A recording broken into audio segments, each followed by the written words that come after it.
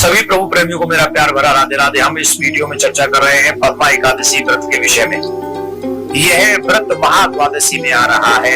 भाद्रपद शुक्ल पक्ष की एकादशी को क्या कहा जाता है, उसका नाम क्या है, इसकी विधि विधान क्या है, इसका क्या महत्व है, कृपा करके हमें बता दीजिए। तब भगवान श्री कृष्ण कहने लगे, इस पुण्य स्वर्ग और मोक्ष को देने वाली तथा सब पापों का नाश करने वाली उत्तम पावन एकादशी का महत्व मैं तुमसे कहता हूं, तुम ध्यानपूर्वक सुनो।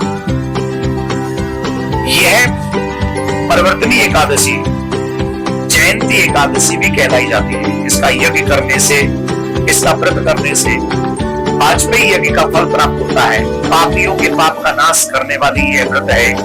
इससे बढ़कर कोई और उपाय क्या हो सकता है। जो मनुष्य इस एकादशी के दिन मेरी वामन रूप में पूजा करता है, उससे तीनों लोक पूज्य होते हैं।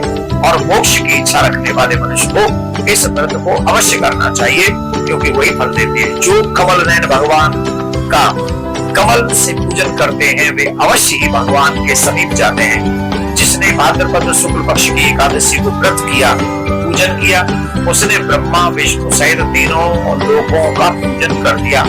अतः हरिवासर अर्थात एकादशी का व्रत अवश्य करना चाहिए। इस दिन भगवान करवट लेते हैं, इसीलिए इसको परिवर्तनी एकादशी भी कहते हैं। यह एकादशी जयंती एकादशी भी कहलाती है। इसका यज्ञ करने से वाजपेयी यज्ञ का फल मिलता है। पापियों के पाप का नाश करने वाली से बढ़कर और कोई उपाय नहीं हो सकता। भगवान के वचन सुनकर युधिष्ठिर बोले कि भगवान, मुझे अति संदेह हो रहा है कि आप किस प्रकार सूते हैं और करवट देते हैं, तथा किस प्रकार राजा बलि को बांध दिया और वामन रूप रखकर आप क्या करने के लिए गए थे। चातुर्मास के व्रत की क्या विधि है, तथा आपके शयन करने पर मनुष्य को क्या कर्तव्य है, जो आप मुझसे विस्तार से कह के बताइए। श्री कृष्ण कहने लगे, राजन, अब आप सब पापों को नष्ट करने वाली कथा का श्रवण करें। त्रेता युग में बलि नामक एक दैत्य था। वह मेरा परम भक्त था।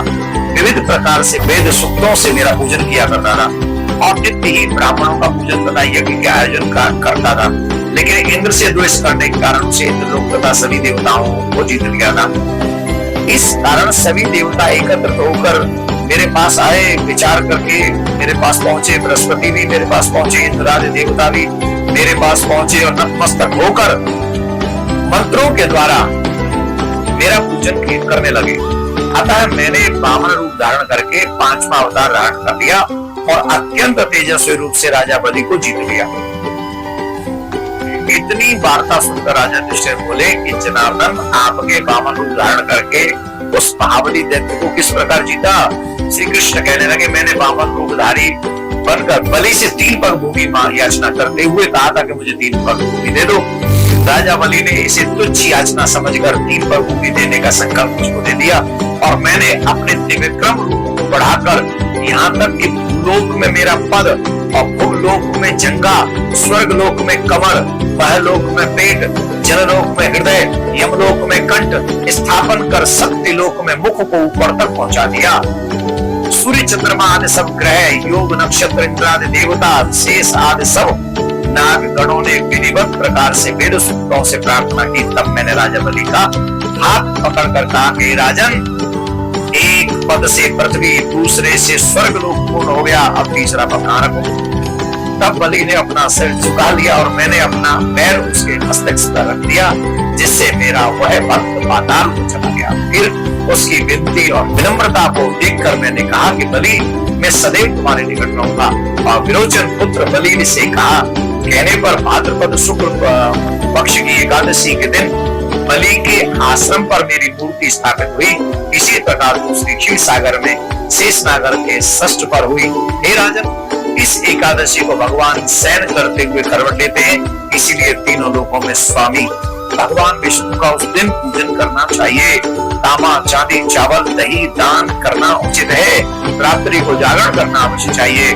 जो विधि पूर्वक इस एकादशी का व्रत करते हैं, वे सब पापों से मुक्त होकर स्वर्ग में जाकर चंद्रमा के समान प्रकाशित होते हैं और यश पाते हैं। जो पाप नाशक इस कथा को पढ़ते अथवा सुनते हैं, उनको भी 1000 अश्वमेध यज्ञ का फल प्राप्त होता है। इसलिए सभी सनातनियों को एकादशी का व्रत करना चाहिए और मैं आप सबसे कहता हूँ कि आप भी व्रत किया करिए और अपने बच्चों को भी व्रत के दिन अन्न नहीं खिलाना चाहिए।